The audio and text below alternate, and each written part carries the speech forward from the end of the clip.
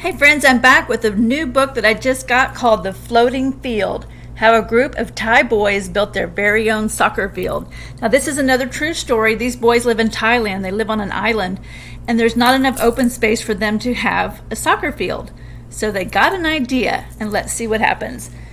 It was written by Scott Riley and illustrated by Nguyen, Quang, and Lien. You know how much I like true stories. I like seeing how other people are living their lives. What's most important is that anything is possible, which is a super important thing to remember in life. And as a community or team, you can overcome incredibly impossible odds. This is what Prasit Hemon, founding member of the Pan Yi Football Club, said. And they call soccer football where they live. We call it soccer, and we call football football. Koh Phan Yi, Thailand, 1986. Prasit Hemon lived in a village on stilts. Prasit woke very early each morning before school to help his father. Together they loaded the longboat with nets while his mother brewed coffee and sliced jackfruit in the kitchen. Like many villagers, Prasit's father spent his days fishing for groupers and prawns. He spent his nights tying nets and dreaming of the next day's catch. But Prasit dreamed of things other than fish, and last night the moon had been full. So I don't know if you can see it very well, but here's his house, and it's built on stilts. So there's always water under his house. He doesn't have a yard. So if you have to go anywhere, you go by boat. Prasit's father revived the boat's motor and headed out to sea. Prasit waved, then raced along the raised side walkways to Uncle's coffee shop. The others were already there. Uncle welcomed Prasit and his friends with plates of fried dough. Between sugary bites, the boys made important decisions. Who will carry the poles? Who's on which team? Who gets the kickoff first? Above them, the full moon had set and the sun was rising. Below them, the tides were already shifting. So whenever there's a full moon, it means the tide has gone out, so they have enough room on the beach to actually play a game. Otherwise, the tide is too high and they don't have enough room.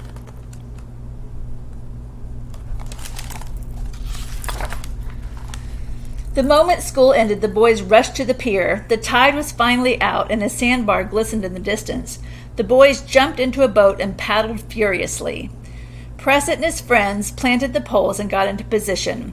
With the ball in play, they dug in their toes and chased it across hard-packed ripples of sand. They weaved in between other players to get open, and then when they got close, they would take a shot. Goal! So usually this water that you see in the background is completely covering the sandbar, and when the tide is low, they have enough room to play. So again, it's interesting to read about this as it's very different than where we live. Back and forth, the boys played on longboats returned from the sea, full of fathers and fish. Waves soon crept in, the field narrowed. In minutes, the sandbar disappeared, and the game was over. Prasit and his friends drifted back to the pier, their laughter echoing off the cliff. With the sandbar gone, the boys could only dream about playing until the tides were low enough once more.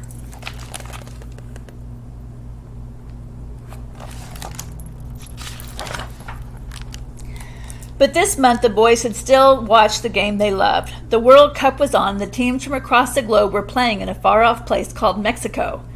At Uncle's coffee shop, the boys huddled around the television, the only one on the whole island. One day, after cheering for a team that came back from behind, someone suggested they form their own team. Everyone agreed. But a real soccer team needed a real field. Prasit looked up to where the sandbar lay hidden under the sea. He thought about their floating village built from nothing but wooden planks and metal roofs. Hey, we could make our own field, he offered. The boys nodded in agreement. To see how they're walking on the pier? So that's their sidewalk, and their whole entire village is above the water. The next day, after school, the boys scattered. Some searched for scraps of wood and empty barrels, and others swam out to abandoned fish farms to collect loose styrofoam. At the pier, they stacked materials and began building. Hammers flew, nails bent, boards split. Prasit and his friends had no plan. Somehow that didn't matter. So see, they're using barrels and styrofoam to make it so it will float. And this is what they're trying to make. They're trying to make this floating field. Let's see if they do it by themselves or if they end up getting some help. For days, the boys collected wood from broken boats and old docks. Arms full, they hauled it back to the pier. Prosit handed planks down to the boys in the boats. Drifting in the tides, they fixed them to floating barrels and makeshift buoys. Villagers heard what the boys were up to. Some walked by, shaking their heads. One even shouted, "You're crazy! Look around you! You can't play soccer! Not here!" That's not very encouraging, is it? But the boys didn't listen. Sea eagles wheeled overhead as they worked. Barrels and boards formed a platform. Some boys tethered it down below. Others painted the edges. A few began to frame knee-high goalposts. After weeks of work, their floating field was complete. With fishnet goals at each end, it teetered in the waves. Wow, they built that themselves. That's pretty cool.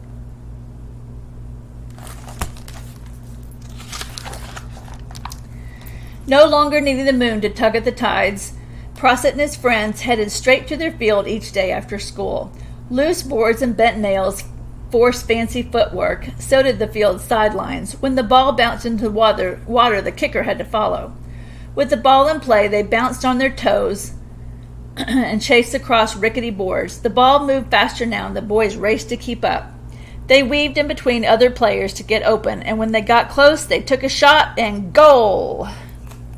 So see, he's climbing out of the water. He had to jump in when the ball went in the water. I bet if you live on a floating village that you really know how to swim well, I would think. Villagers still walked by, but they no longer shook their heads. Instead, they stopped to watch. Some even cheered. When news of an upcoming tournament on the mainland reached the island, the boys decided to take a chance and sign up. This gives you kind of a nice view of their village and where the soccer field is. On the morning of the tournament, Prosit and his friends walked to the pier in their mismatched jerseys and ragtag shorts. Before their longboat pushed off, a group of villagers ran toward them. Some carried baskets and others waved their hands. The boys hadn't been the only ones planning for the tournament. Reaching into their baskets, friends and family members pulled out new jerseys, matching shorts and a pair of cleats for each player. The boys beamed, and so did the villagers. The Pan Yi Football Club was born. Oh, that's so nice. The villagers gave them all these matching jerseys so they look like a real team. Later that morning on the mainland, the island boys got into position for their first game, this time on a field of grass. Across from them, opponents bounced on toes, ready to play. Prosit and his team stood flat-footed, nervous, so they'd never played in grass before. Some of them had probably never even seen grass before. But with the ball in play, the boys remembered what to do. They passed it down the field, and they weaved in between other players to get open. And when they got close, they took a shot and goal! Well, they're doing pretty good, it looks like.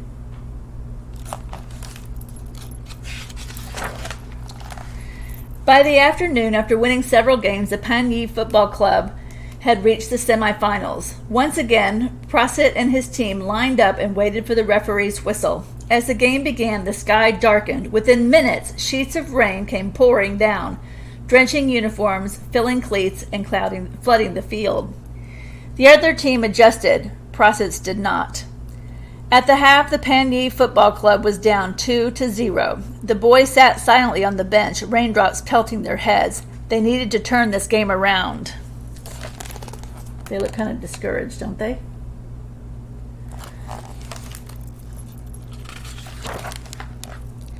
Prosit looked at his friends and teammates. He thought about how they played on their floating field. Reaching down, he unlaced the shoes and peeled off his socks. His teammates followed, nodding. Barefoot, they ran back onto the field. Without waterlogged shoes, the boys moved quickly, just like they always had. Passing, give and goes, and racing to the goal. The Pan Yi Football Club scored twice. So they were used to playing barefooted anyway, and it's a lot easier to play for them the way they're used to. With only minutes to play, both teams battled for the ball. Finally, a player from the other team trapped it, dribbled down the field, and struck it one more time. The ball sailed into the net just past the goalie's reach. The boys from Ko Pan Yi had lost. But that day, in the very first tournament, the Pan Yi Football Club came in third place. That's pretty good.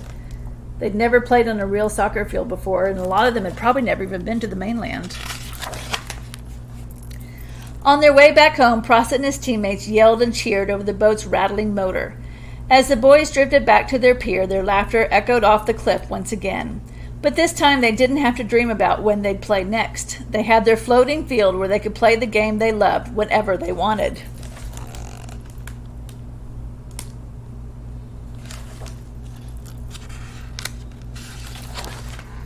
So here's some pictures that really from the real island. Here's the floating field that they made.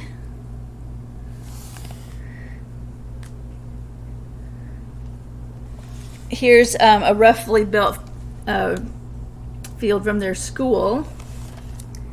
Here's the area where they live. It's really hard to see, but let me see if you can look at it. It's this little orange part. So this is the area where they're from in Thailand. And what else does it say about them? Oh, here's the village from afar. Floats on the water. And here is what their sidewalks look like.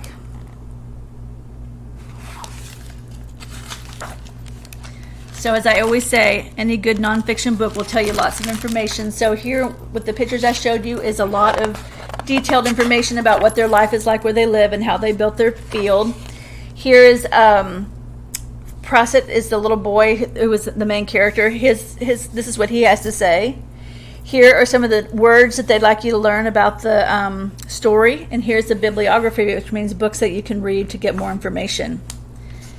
And that's it. I hope you enjoyed it. You know, here's a picture of Scott Riley and